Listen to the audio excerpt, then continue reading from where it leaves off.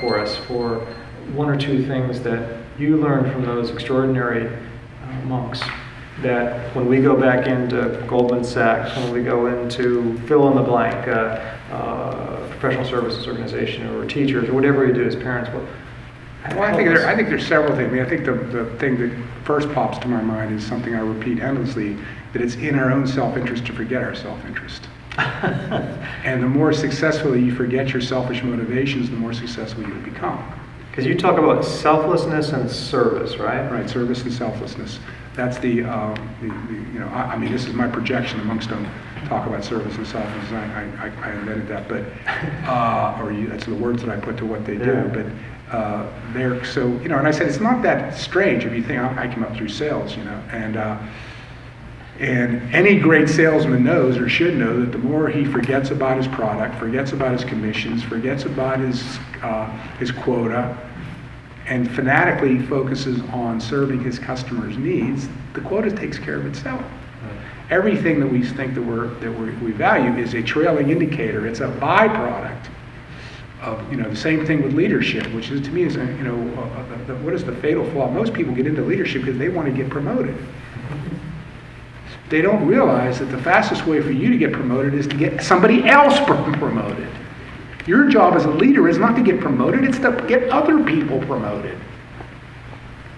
And the irony is, or the paradox is, that the more people you get promoted, the faster you'll get promoted. And and the same thing with a corporation. Lou Mobley, we haven't talked about, but he was my mentor. He founded the IBM Executive School. I ended up, through a long story, living in his house with him and becoming his protege. He started the IBM Executive School. And he said, the purpose of a corporation is not to make a profit. The purpose of a corporation is to share value, to produce value.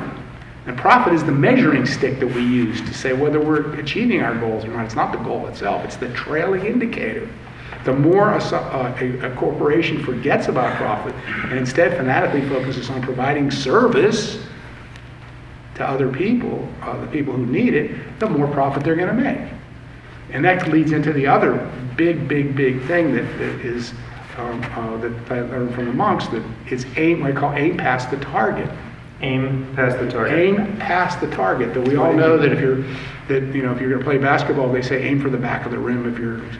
If you're putting your ball, aim for the back of the cup. And archers are supposed to aim past the target. And so if you want to if you want profit, aim past profit. If you want to get promoted, aim past your own promotion. Aim towards somebody else's promotion. I've been absolutely obsessed with what you might call self-transcendence, spirituality, personal development. Pick your words for it. That was all I cared about. And everything else. So I've never considered myself, even in my remotest dreams, as a businessman who hangs out with monks once in a while. Actually, it's an interesting distinction because it could be a cool thing to tell everyone at the club, but this is really more a way of being for you. I was always a spiritual person who happened to be in business, or a spiritual person who happened to be hanging out with, spending time with the monks, or whatever it must be. The personal development stuff was always the absolute center of my life, and I attribute everything that has come out of that to being able to keep my mind higher on higher purpose. So I'm going to ask a question, and what you've just been talking about, aim past the target, is maybe part of the answer. But many of us here, we're in jobs that are intense. There's a lot of pressure. Someone always coming up behind us. There's inevitable business cycles, and we may not feel a lot of latitude. And I do hold up this Bible and Wall Street Journal at the beginning of every GLF. But a lot of us say, but how do I do that? I work in a profoundly secular workplace. I don't dare make a peep about my spiritual beliefs. What thoughts do you have for someone who's in that kind of space? And they're not the owner, they're not the founder, they're perhaps very senior, but it could be a lonely place, and we could feel spiritually dry there. Yes, well, Americans especially have this idea. I mean, what I hear all the time is I can't. To some of these people, no, you won't. You won't. I said to a close friend of mine who was a very spiritual guy, and he's struggling with a lot of this kind of stuff. And I said, listen, hey, You have a really good marriage, you have a wonderful wife, and I said, downsize. Maybe if you have to become substitute teachers, you're not going to starve. Sell the gazillion-dollar house, move into an apartment in Poughkeepsie, and work as substitute teachers. And God forbid, maybe your kids would have to go to a regular school. So that to me is the first thing, and that ends up being. And if you're not grounded in your spirituality, if you're not grounded in something bigger that matters more to you than that, then you're not going to be able to do that.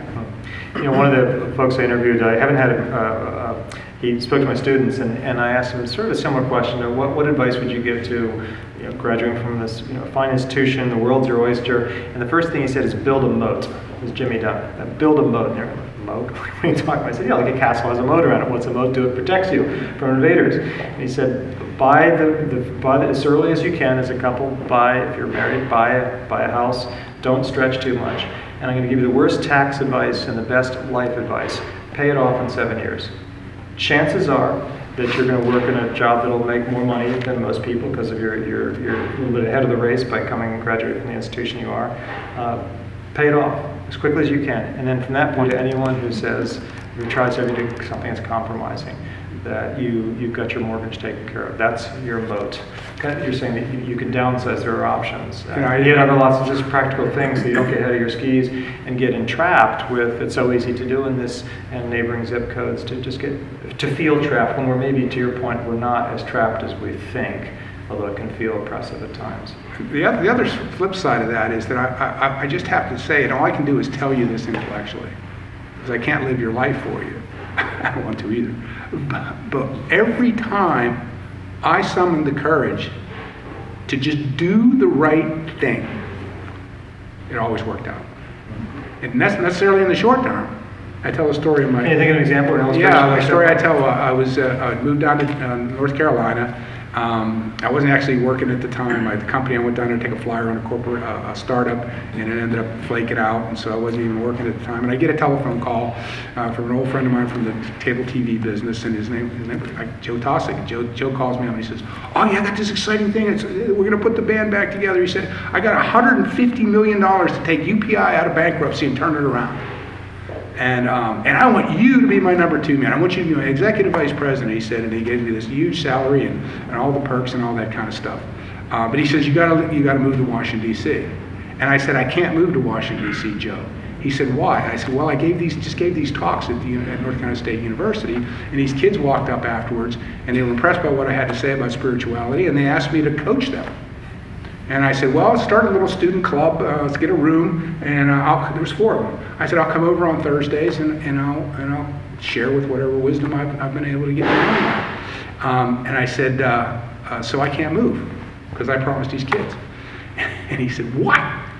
4 snot-nosed kids? They won't last 2 weeks," which they wouldn't. I knew that. He said, "They're not going to." He said, "You're going to turn down the job of a lifetime and everything." He said, "Come on up here." He said, we got Northeastern University, American University, Catholic University." He said, "Georgetown." He said, "Whatever that stuff is you do, you can do it up here." And I said, "Joe," I said, "No, better yet." I said, "Move UPI to Raleigh." He said, "Molly will never go." And Molly's his wife, and I do Molly really well. He said, "Molly's never going to go for that." And I said, "Joe, we got lots of women down here." That's funny. If my students are interchangeable, then maybe your wife. Of course, we just cracked up laughing and we hung up. And I knew when I hung up that phone, I was not happy. Not only, and it's true, not only did I turn down that job of a lifetime, but I also put a bullet in it. I'm struck by that how often the counterintuitive decision is the right long-term play. When everyone else says, "Oh, this is a no-brainer, this is what you do," but the counterintuitive decision, I think the whole Christian proposition, it's all upside down. Well, Father Francis used to always say down at the monastery, he said, "You have to understand that Christianity at heart is a countercultural philosophy. It's a countercultural philosophy. If you're going to really be a practicing Christian, you're going to get a lot of friction out of it. It's not the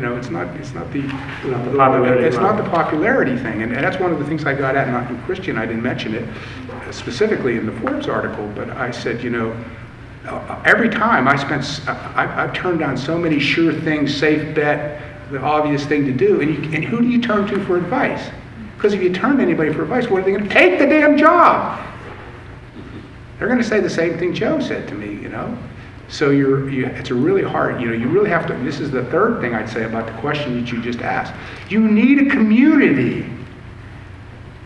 You need people, who, you know, you need teachers, spiritual directors, community that, like the monks have, so that you have people to turn to, that you have people who are going to reinforce your desire to do the right thing and aren't going to tell you to take the shortcut and do what everybody else is going to do and that kind of, who don't have the fear. And the final thing that I would say along those lines, because I just said it's courage, but it's also, you know, what did the Psalm say? Make justice your sacrifice, trust in the Lord. You've got to have that deep conviction that there is a God, and this is going to turn out the way it's supposed to, you know? And the thing I think that makes this book is the most compelling for me, or gives me the most satisfaction in a lot of ways, is because I chronicle how I used all the same things to build my business. So don't tell me it's easy for you to say, and the monks have it all easy, and no. Read the book, because I'm telling you exactly how I made the same kinds of decisions, did all, and it worked out for me too. So this is a case in point of how, you know, you can do it. And you make the distinction between having, and of course there's your corporate organizational mission. I'm sure Sacred Heart has one as well. And then there's your personal mission that many of us have an opportunity through perhaps a spiritual retreat or a church activity or even a business retreat to what's your personal mission. A lot of younger folks are advised that. But you make the distinction between having a mission and living a mission. Right. Talk about that. Well, it's what motivates you every single day first thing when you do when you get out of bed. I mean, what is, in my book, Lou Mobley said the most important question that a business needs to constantly ask is, what is the business of the business? What is the business of the business? Why are we in business? What are we trying to accomplish here? He said only that kind of introspection can keep you from sticking to green widgets when everybody's going to blue widgets. So you keep asking yourself the question. But really, I realized that when I was just a kid studying with him, that's also just a who am I question. That's just a collective version of the who am I question. What am I about? You know, I said when we started our business, not only we started $2,000, the $2,000 was because that's how much money it cost to open an office and get telephones for and my partner said, we don't have a business plan, but we're smart guys, we'll figure out something to do. And that was our business plan. But the first thing we did is I said we didn't know what we were going to do, but we absolutely knew who we wanted to be. So the first thing we did was sit down and write down our values. Who are we? What do we stand for? What aren't we going to put up with? You know, and we had a list of these values that we wanted to live by. And to me, that always should come first.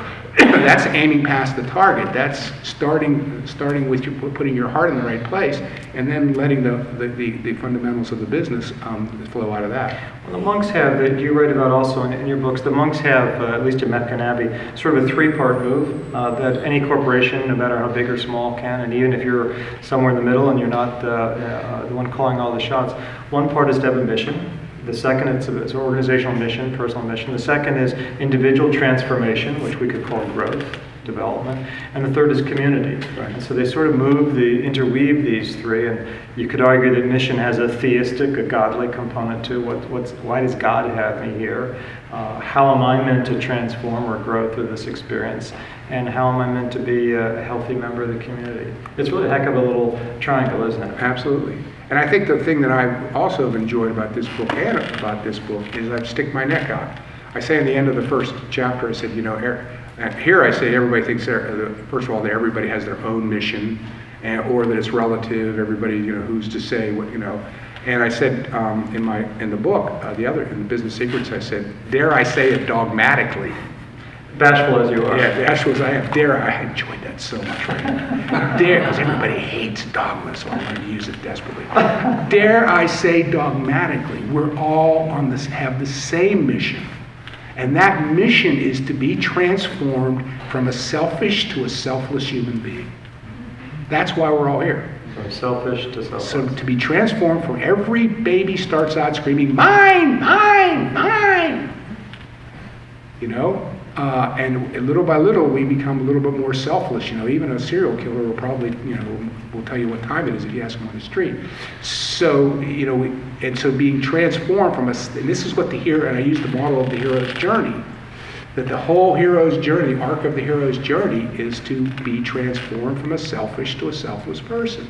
I mean, and the whole formula is in, you know, in the New Testament when Paul says, you know, the Paul's hymn, when he says, Jesus, even though he was God, he didn't come under the appearance of God. He came, you know, he emptied himself.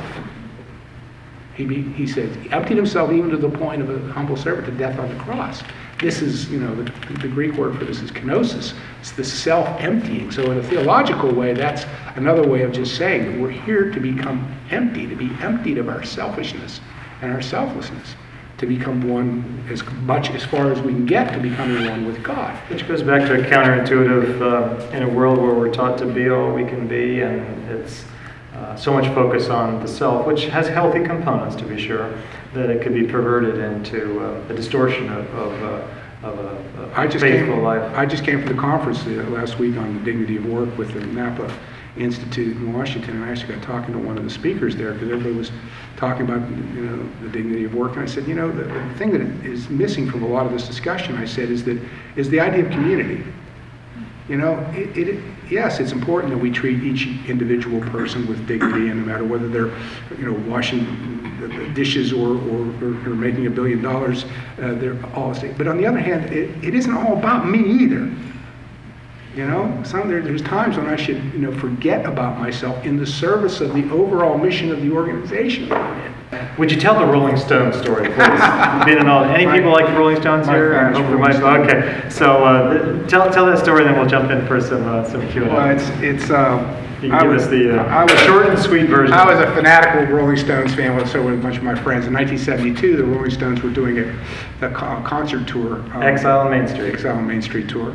And they came to Pittsburgh, and I got to quickly tell you the story. I mean, this is one of those things where just, you know, asking what happened. So me and my friend decided to get tickets to the Rolling Stones. So he goes down to this record store where they sold tickets like 6 months before the Stones come. And the guy laughed at it. So what are you thinking? Yeah, you're not going to come here and walk right in here and buy Stones tickets. He said, they're going to go on sale like 48 hours before the concert, and it's going to be a lottery, and that's how they're going to get them, you know. So we said, all right. So as we're walking out, this guy walks over and goes, psst. And I said, yeah. He said, you want Stones tickets? I said, yeah, I want Stones tickets. He says, write to this address and send a check for $6.50. That was all they were back then. $6.50 for the tickets, you know. So I go home and I fill out a check for, like, you know, we didn't have a lot of money, but it was probably about 8 or 9 tickets. And so I write this check. I send it about a week later. I get a letter back that says limit 4. So me and my friend and my brother all sent in for 400. So we got like 12 tickets. And I didn't hear anything for months. And then all of a sudden I see the check is cashed. And then like 1 week before the concert, before the actual tickets went on sale, the letter comes. There's my tickets to the Stones concert, and I'm really excited. So I called the Civic Arena in Pittsburgh and I said, he said, where are my tickets? He said, what are the numbers? I said, I gave him. He says, you're the first row. So I get this. We go and I get one of these big Uncle Sam hats, because Mick Jagger had worn one at the Get Your Ya-Ya's tour, which was the previous tour.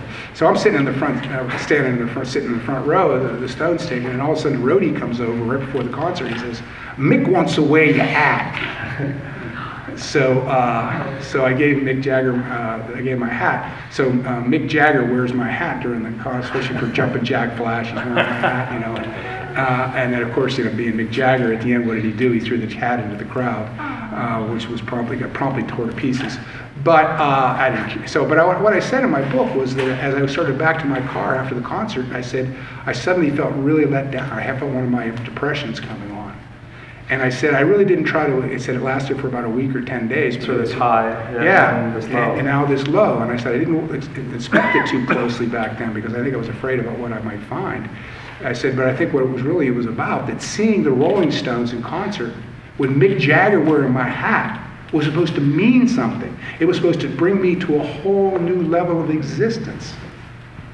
Instead, now I found myself back, you know, with my same problems, my same insecurities, you know, like just as before. And I said, I think I sensed through a glass darkly that eager anticipation followed by inevitable disappointment might very well become the pattern of my life, which it did until my spiritual experience happened. Thanks for sharing both the humorous part as well as the sobering part. And for many of us, when we see a public figure that comes, we just hear the highs. There's this linear approach to the top, however we define that. And you've not had a linear approach. You've had ups and downs. Would you mind just tell us a bit about the family you were born into? It's a big family, isn't it? And right. Just so we know you a bit as a person, and then where you came from, and then we'll talk about how you got where you. No, I come from Pittsburgh, Pennsylvania. I am the oldest of 8 children. Yes, we're Catholic. It's been half my life. And people stopped asking me that recently. I don't know whether it's not politically correct, but are you Catholic? Are you Catholic? And no, I wasn't born in August. Those are the 2 questions that I've spent my life. And was your family sort of practicing Catholic? Oh, yes. Right? Yes, and I was an altar boy, and I went to St. Simon and Jude, and my Right. father and mother were both very active in the parish because Okay. St. Simon and Jude was just starting out. My mother had 7 boys in a row. Wow. So she needed prayers. She needed prayers, and there was always 2 gallons of milk in our refrigerator at all times. And then she finally had a daughter, so I have a baby sister. Yeah. So that's how I grew up, and I think the first big thing that I look back at my life. I think one of the most important things is that I don't know how you do it. People sometimes talk about that. Where do you get that inner confidence? And when I look back at my childhood, the one thing I had going for me, because we didn't have any money. There was 10 of us in a 950 square foot house. Think about that. I'm doing the math per person. How many square feet? With a party line and 1 bathroom and a kitchenette. But party lines were just early Facebook. Yeah, exactly. But I always had, an inner confidence that I remember one of the first things, and I've written about this, is that I loved Christmas when I was a little kid. So when I was about 7 or 8 years old, I wanted to go Christmas caroling. So I talked the boys in the neighborhood to go Christmas caroling with me. And then when I went out there at night when it got dark, they all chickened out and they didn't want to go Christmas caroling with me. So I came back and I went to my house, and my dad worked for the railroad. He was in human resources, but he worked for the Pennsylvania Railroad. And the only flashlight we had in the house was one of those big railroad lanterns. So I got that big railroad lantern, and the reason I know how young I was is because I couldn't hold it. I had to put it on my shoulder. And I took the Christmas caroling book, and I went out on them. We had a we lived in a cul-de-sac. It was 15 mile per hour speed limit. There was no traffic to speak of. And I parked myself in the very center of the street, and I went Christmas caroling all by myself. Wow. So I walked about a quarter of a mile, screaming a little town of Bethlehem at the top of my lungs. I turned around and walked back the quarter mile. And I remember even at that age, my attitude, I was miserable. I was crying. And nobody came out, not even a porch light went on. But I look back at that now, and I think, and when I got there, my mother, of course, I thought I was pulling one over on my mother, but of course she was onto it, and she was waiting for me in the driveway when I got back, and I started crying, and she was hugging me and everything. And I think that the thing that was the 2 things I think when I look back on that is, number one, I think I realized even at that age that if I was going to get anywhere in life, I couldn't wait for other people. That if I was going to do it, I had to stick my neck out and do it. And the saddest thing about it was very lonely. It was going to be very lonely. And I think I sensed that from the very beginning. Can I ask what was the one essence of what made that so transformative? Well, I think there was 2 big elements. One is I got my butt kicked. I got my butt kicked. In every area. I was a golden boy growing up, going to St. Simon and Jude, I was the captain of the football team, and I was... Another level of competition. I was hanging on by my fingernails to stay at Hotchkiss. And by all intents, they probably sort of threw me out. I was a lousy student anyway. But the fact is, I think I trace my introspection to that experience, which is a tremendous blessing. Because when you're going through a lot of suffering, you always end up asking the question, you try like crazy to say it's all their fault. I'm miserable because the school was screwed up and all these other boys are crazy and I'm the only sane person in the universe. But you don't carry that very. I call it the superiority-inferiority complex. Mondays, Wednesdays, and Friday you're superior, and that's why you're having so much trouble. Tuesdays, Thursdays, and Saturdays you're a loser, and that's why you're having so much trouble. and trying to sort out which one of those two, I think. The other thing that was absolutely... By the way, I think that applies to the business world. Oh, I think when we go into our offices where sometimes we know, we're like, wow, we got it. And other times, some folks call it the imposter syndrome. Like, what am I doing here? I don't deserve to be in this company. We either think we're the best or the worst. It's a life Absolutely. story. And so I started becoming introspective as a result of trauma. And so it was the trauma that was the blessing. Wait, could you repeat that? The trauma was the blessing. You're starting to sound like St. Paul. No, I'm serious. I mean, in this day of sort of pleasure, seeking pleasure, having pleasure, being happy, being fulfilled, and there's this odd and sometimes irritating Christian message which says in suffering sometimes you grow and you can become better through it. Not to glorify suffering, but it has a purpose. Yes, in Zen, which I later studied, they have something called the red hot cannonball of Zen. You're supposed to, there's the great faith and the great doubt. The great faith says there is a God and there is a sense to all this, and it all makes sense. The great doubt is we're just worms and food for worms. And so again, it's Mondays, Wednesdays, Fridays, Tuesdays, Thursdays the Zen master is supposed to keep that tension. You're supposed to stay in that tension point, like as if you had a red hot cannonball stuck in your throat. And to me, Hotchkiss became kind of like that because I wanted to go home. I was on the phone, burning up the phone. I don't want to go home. I want to go back home and be a big shot in a small pond, But I was between the irresistible force and the immovable object. The immovable object was the school wasn't going to change for me. I don't understand that. It wouldn't change for me. And then the irremovable object, my parents wouldn't let me come home. Let's fast forward a little bit. My point here about your life has not been linear. At a certain point, you shared you had you walked away from church. You're an atheist for a while. To extent you're comfortable, share a little bit what happened and how you came out of it, or you might even say how God pulled you out of it. Well, I was thinking about that in preparation. There's a couple of books that I really like. One of them is a guy by the name of Joseph Chilton Pearce, and the other one is Joseph Campbell. And I think of that in my life was that another red hot cannonball situation was, I think Joseph Chilton Pearce says, somewhere along the age of 23 or 24, I forget the age, he says, most people have the sense of, is this it? Is this all there is? I've been drunk. I've had sex. I've eaten at a good restaurant. Is this it? And the other part of it is that Joseph Campbell says that at some point in time, people who are going to set out on a spiritual journey are seized by the idea.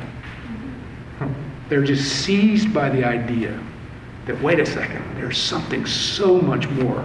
It's at the tip of my tongue. I can't really articulate what it is, but there's a reality that's so much bigger than dry cleaning tickets and plans for dinner. I mean, something. There's got to be something, and I think that sums up, because the idea of there's got to be something more was kind of the depressing feeling that I had that there wasn't anything more. And you used the word depressing, if you don't mind me going into personal space, but you struggled with depression. Yes. Up until a point. Would you share that with us? Well, I started suffering with depression from the time I was, I think, late adolescence on. I think at Hotchkiss I first started suffering with So sort of a true clinical depression, not just feeling blue or something. And my attitude was to just fight through it. I just started treating it like grit my teeth, keep hanging in there, it'll lift, and I'll feel better, and that worked for many years, and I stayed on my spiritual path, and I was working with college students, but I moved down to North Carolina, and I had started my own company and I was working with some Duke students, and they talked me into going skydiving. And as I said in my book, I said I was brave enough to jump out of an airplane, but not brave enough to tell them I was too damn old to be jumping on airplanes. So I jumped out of an airplane and just crushed my ankle. It was compound fractured the fibula and the tibia of my ankle, and I ended up in the hospital for a week. But what I was completely unprepared for was that I started having massive panic attacks, just coming like in waves and crescendos of these panic attacks. And I'm laying there and I can't figure out what's going on, and I'm talking to myself and saying, hey, this is a broken ankle, that you are going to get well, and all that kind of stuff. And then suddenly it hit me, like the third day, it finally hit me that no, you're not panicking about your ankle now. It's that someday soon They're going to come in and say, I'm sorry, Mr. Turak, there's nothing more we can do for you but make you comfortable. And then what are you going to do? And then that released the real pain. It was my own mortality that I was confronting. And then the top of that, all this work I'd done with teachers and prayer and all this stuff that I did, where was it when I needed it? It was not there. All I cared about, and it was very humiliating, it was to admit this to myself, just get the doctor in here. I want to know what the doctor has to say. And people, friends of mine, spiritual friends of mine would come in and want to read from the Bible to me, or they'd want to talk to me. Get out of here! Get the doctor! Don't feed me that stuff. I want to know and of course, what are you going to do when the doctor can't help you, man? So I finally got out of the hospital, and this launched me into a 2-year dark night of the soul. After I got out of the hospital, after a week, the panic died down, but the despair and depression just descended. It's like I couldn't fight my way out of it anymore, and I started into a 2-year spiral. And it's something that I should write a whole book about, or part of a book, because it was also punctuated by incredibly paranormal, it's really strange kind of stuff. I'll tell you just one real quick thing. Is about 6 months into this, 3 months or so into it, I'm back trying to rehab, and I'm at the gym, and I'm trying to work at, this is what I'd worked in the past, work really hard and just... And you're running a business the whole time. I'm running 2 businesses. Which ended up being, we'll come back to the business side of your life, massively successful. Right, but I'm trying to do this, and I'm going to the gym trying to work through this despair and depression. And I'm working on the stair climber one day, and all of a sudden I hear a voice say, not feeling too good, are y'all? And I whirled around, and there's this guy that he's my gym friend, the guy you see every day at the gym, and just say hi bye. Kids call them hi bye friends, and that's all. So at first, I remember my first thought was none of your business or something, but I was just too tired, and so exhausted. I just went like that. And he said, yeah. He said, in AA we call it the soul. He said, no. He said, first thing he said was, it feels like your heart's broken, don't it? And he was a really rednecky kind of guy from North County, had real long hair. He's about 40. He said, it feels like your heart's broken. And all of a sudden he'd given words to the way I'd been feeling for 4 months. And I just nodded again. It was exactly the way I felt. He said, yeah, in AA we call it the soul hole. The soul hole. He said, I'm here to tell you that you're in for 2 years of so much hell, you're going to be wishing you was never born. But you're going to get through it, and God's going to be waiting for you on the other side. Wow. And you're going to love yourself a whole hell of a lot more than you do right now. Wow. And the man disappeared, and I've never seen him again. To this day, I've never seen him, even though I went back to that gym every day after that. And almost 2 years to the day. Is that when you went to Mepkin Abbey? Well, actually, about a couple of weeks after that, I get a telephone call from one of my students at Duke, another one of my students. He hadn't taken me skydiving. And he said, I just wanted to let you know that at least one of your students took your advice. I said, what advice? He said, do something meaningful with your summer vacation instead of just chasing girls and getting drunk. I said, I don't remember saying that, but good. And he said, well, I'm at Mepkin Abbey. I'm at a Trappist monastery in South Carolina for the summer as a monastic guest. And his name is Josh Skidlarek, and it was just something the way he was talking, the place I could feel he was coming from. And I just blurted out, I want to come. And he said, when? And I said, now. And all of a sudden I realized it was Wednesday and I'm at work. And I said, well, this weekend. He said, well, let me go talk to Brother John. That was the first time I ever heard Brother John's name. And he came back about 5 minutes later and said, come on down this weekend. And I went that weekend, and the weekend after that, and the weekend after that, and the weekend after that. And then I applied to become a monastic guest, and they accepted me, and I went down for 3 weeks at Christmas, and that's when this event happened during that dark night. But I went 2 years of struggle, and then finally I have no other ways of putting it, but I had actually it happened on Good Friday. I was working with a therapist, and it's a long story, but I'll just cut to the end. On Good Friday, I really hit bottom, and I called up I was working with this therapist, a Christian therapist up in Baltimore, and I called up my business, and I said, my partners, and they were my spiritual buddies, so I could talk candidly with them, and I said, Eric, I'm not going to be back Monday, like you were expecting me. And he said, well, when are you going to be back? And the strange thing about this whole week that I went through when I was up there in Baltimore was that anytime a question was posed either by me or by the therapist, and those were the only 2 people that I talked to, me and my therapist, the answer would come back thus says the Lord. And really just comes from the very baseline. So as soon as he said, when are you going to be back?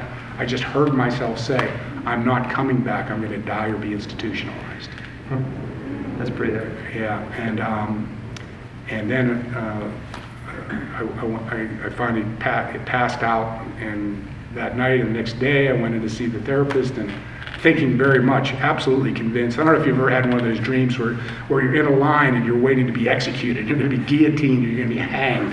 Fortunately, I have not had one of those. I appreciate you sharing. You hold on to that.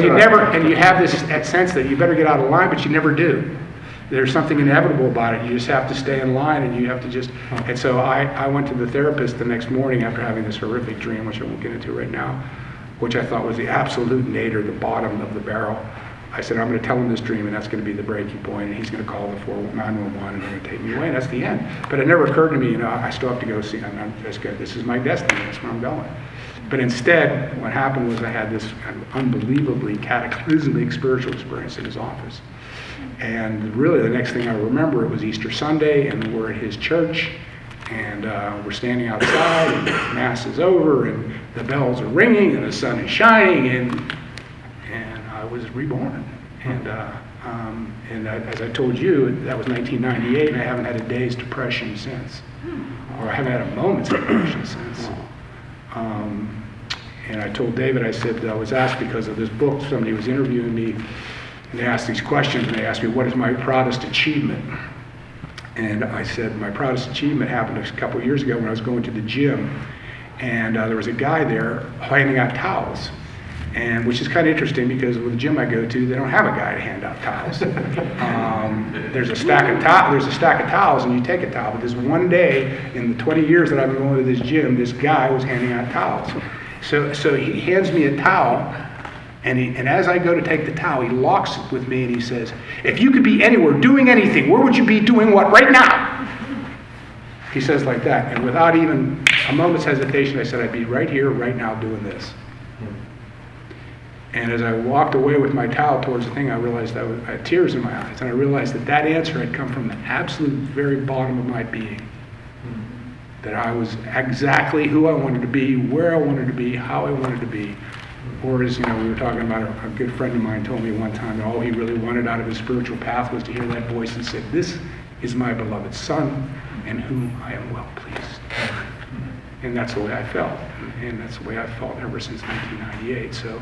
And that's just, I appreciate it because it's a deeply personal story. I appreciate you sharing it. And these two books that we're holding, they're bookends, and literally and metaphorically. So, Brother John is the story of your experience in the monastery, being very moved and touched by Brother John in this Trappist monastery. This is taking the observations you had there. It's called Business Secrets of the Trappist Monks. One CEO's quest for meaning and authenticity. So this is part of your personal journey, and this is say, well, how can we? I mean, these businesses, these orders, monastic orders, have been around for 1,000, 1,500 years. They're amazingly successful. The model works, and how can we? Which is sort of the GLF question. How do we take this into our Monday lives? Mm-hmm.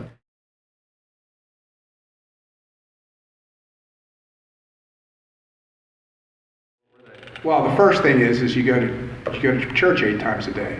8 times. 8 times a day. Not always in the church. Some of the services are actually held in the refectory or something. But there's 8 services a day, and it starts at 3:00 in the morning. So 3:20. So you're up at 3 o'clock, and you go there, and it's chanting of the Psalms and prayer and reading, sacred readings and things like that. So you're doing that 8 times a day, and it's extraordinarily interesting because after you've been there a week or 2 weeks, then suddenly all this stuff is in your head all the time.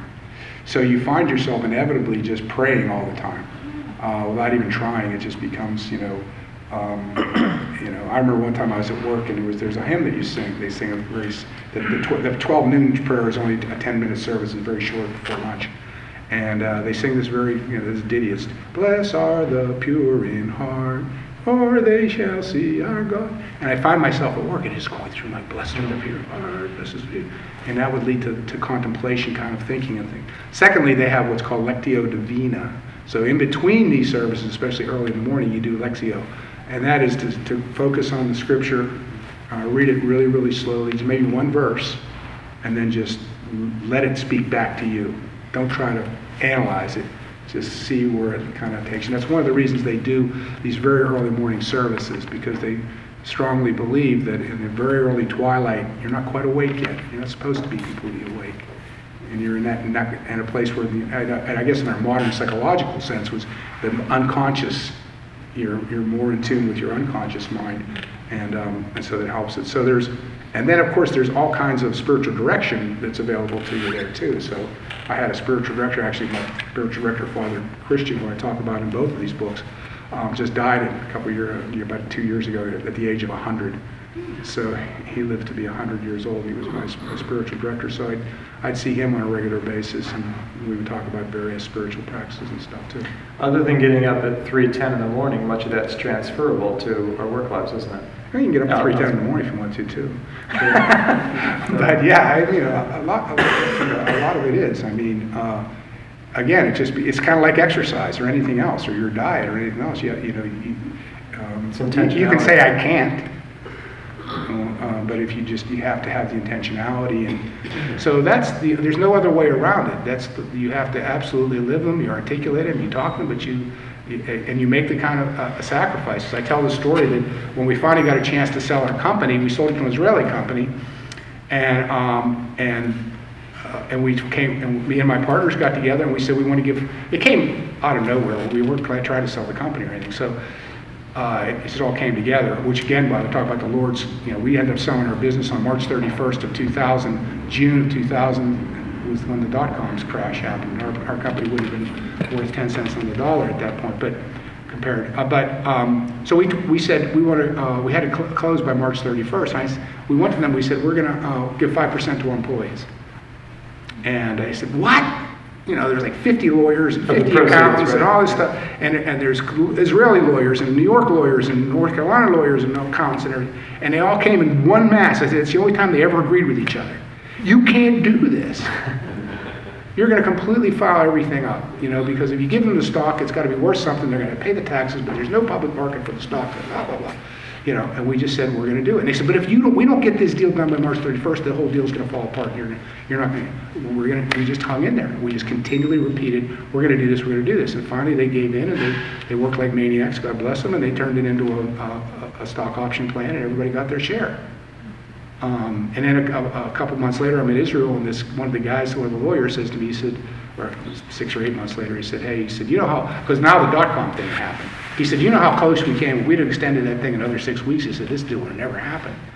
I said, yeah. And he said, have you noticed any great difference in your employees since you gave them the 5%? I said, no. And he says, well, what does that tell you?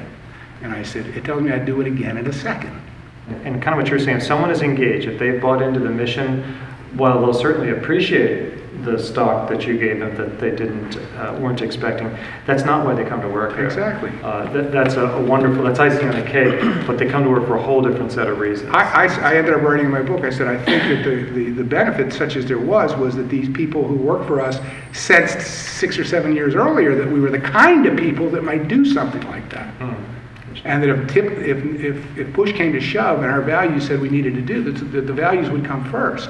So we'd already been paid. They'd already paid for their 5%. This was not for future. Yeah. So you have to live the value system, and it's hard for most people because again, getting back to what fear comes in. Fear.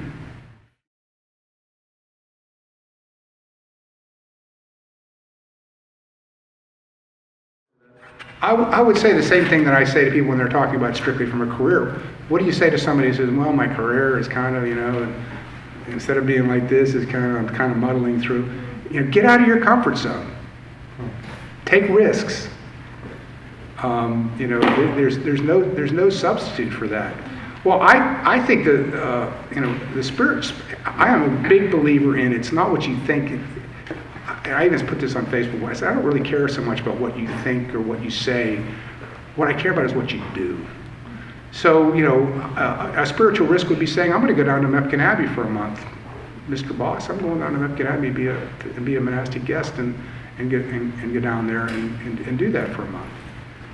I'm going to get up at 5 o'clock in the morning, and I'm going to have, and rather than answer emails at 5 o'clock in the morning, I'm going to pray for an hour in the mornings. Whatever, the sacrifice, taking some sacrifice. I mean, one time I had a group of people. One of the things I think is one of the greatest things, and I've had no success preaching this. Start a community. Start a community of people. I mean, I used to have 30 or 40 people come to my house on Friday nights, and then the people would say, well, let's move it to Thursday nights so we can go to the beach on the weekend. I said, no, we're not moving it. It's supposed to be hard. It's going to be more meaningful if we give up the beach together. The thing that is missing from the vast majority of spiritual paths is accountability. There's no accountability. And this is one of the dodges of I'm not religious, I'm spiritual.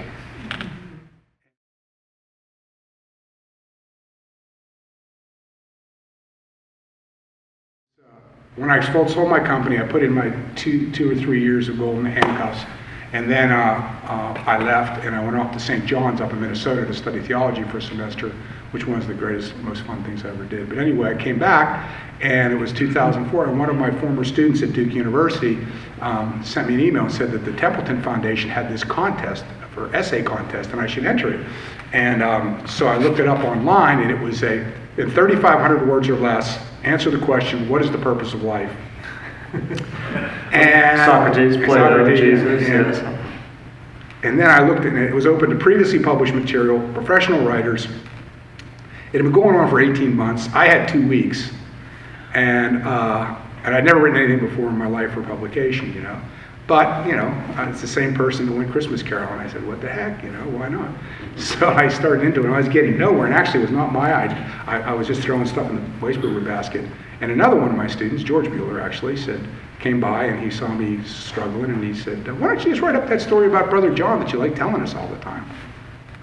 So it was his idea, so I sat down, and it took me about 2 days to write the essay, about 2 days more to polish it to the best of my ability, and then I hit send right at the deadline, sent it in and forgot all about it. I remember thinking to myself, I'm proud of this essay. It says something about Brother John, that I really wanted to say, and I didn't have the words to say, so I'm glad I did it. But it's no way, it never crossed my mind that it might win. And then about 6 months later, I get a telephone call, and I pick up the phone, and there's these people on a conference call, and they're all talking over each other, trying to tell me that I won the $100,000 grand prize. And at first I thought it was these guys or somebody calling me up. The old Hotchkiss buddies. Yeah, jerking my chain. And eventually I was convinced that I actually won the contest. And so then it was reprinted in the best of Christian writings, the best of Catholic writings, and it just happened to write an article in Forbes called, actually my editor at Forbes, he wasn't even my editor at the time, that he said, I'd like to publish this white paper that I'd written. And he said, I'd like to make it a 4-part article, and I'm going to call it Business Secrets of the Trappist Monks. I had a different title for it. I had Service and Selflessness, I think is what I call it. He said, I'm going to call it. So then it went viral, and then after that to me being asked to be a leadership contributor for Forbes, and then Columbia Business School calls me up and says they'd like to turn that into a book. And then I get interviewed about the book and then by the BBC, and they said, well, you'd like to be a contributor on the BBC on an ongoing basis. And so all this stuff just came out of, almost spontaneously came out of think about it, you asked your connection that I'm sure you have. If you hadn't said no to that UPI job, you might not have had that same student who sent you the email to say apply for the contest. Believe me, all of that has occurred to me many times. Could you briefly tell the Brother John story, and maybe we wrap up with that? Yeah, well, it was, like I said, I went down to the monastery for the Christmas vacation of 1996 for like 3 weeks, and on Christmas Eve, there's nothing really different. I usually go every Christmas down there. There's nothing really different about Christmas Eve. But you get up at 3 o'clock in the morning, and you do all this. You go to work. You do all the same stuff that you do, except at 8 o'clock at night, instead of going to bed like you usually do, then there's mass. There's not midnight mass, but it's basically midnight mass. Starts around 8:30 or so. It goes to it's about 2-hour mass. It goes to about 10:30. And then at 10:30, they have their one of their very, very, very, very, very few parties in the refectory. They have a little Christmas party at Christmas Eve, and all the people that come from the neighborhood that come to church that night, they get invited, and it's just apple cider and stuff, and cookies and cakes and stuff like that. So it was cold that day, and it had been raining on and off all day. And I went to the refectory, and I was and I was just exhausted, absolutely exhausted. I'm thinking, I just got to get to bed because you have to get back up in the morning. And as I'm walking towards the door, I hear the rain pounding down on the refectory roof, and I thought, oh God, it's 38 degrees outside, and all I got is I wear a monastic guest habit when I'm down there, and it's the only one I have, so it's gonna be soaking wet. And when I get up in the morning, and as I get to the door, I open the door, and the light floods out, and there's a figure out there, and he's outlined in the rain and the light, and he's standing under an umbrella. And I said, Brother John, what are you doing? He said, I'm here to walk people who forgot their umbrellas back to their rooms. I'm here to walk people who forgot their umbrellas Back to their rooms. And that was what I was thinking. I had forgotten my umbrella, because every room comes with an umbrella. And so next thing I know, he and I are walking together all the way back to the church. When we got to the church, I told him I could just cut through and go to my room on the other side of the church. And I said the last thing I did, I looked around and I could see him going back with his little flashlight and under his umbrella, heading back to the. He's no spring chicken, right? No, and he is the hardest working guy in the monastery. Like 80-something years old, hunched over. He gets up at 3 o'clock in the morning. He gets up at 2:30 to make coffee for everybody else, so that when they get up, they'll have coffee. He's also like the monastery's foreman. Now he's the business manager. And back then, he was about in his 60s back then, and now he's in his 80s. And he works like a maniac. And then he's been in the monastery 40 years, or at that point, and I'm thinking to myself, this man's been in the monastery for 40 years, he gets one party a year. And rather than be inside with us, drinking some cider and eating a couple of cookies, he'd rather stand outside in 38-degree weather just in case somebody has forgotten their umbrella. And that leads to the rest of the essay and the going to see Father Christian to ask for his advice, and because this triggered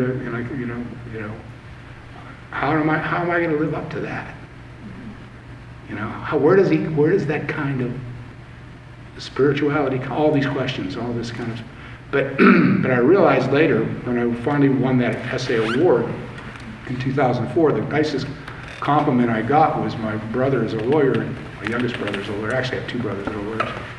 And he said that one of his colleagues, he was telling him the story, and he says, you mean to tell me that your brother never written anything before? He gets up against these professional writers, and he pounds out something in 2 days and sends it in, and he wins $100,000. My brother said, yeah. He said, boy, is he lucky. And my brother said, you don't understand. My brother Augie's been working on that essay for 35 years. And I realized that when I ran back to the essay, and I read, this is 2004, and I realized that, I read it again with fresh eyes, and I realized that without the spiritual experience that I had in 1998, and the things that had happened to me since then, I wouldn't have been able to write that essay. Great story. I'd like to give a huge round of applause to thank all of you.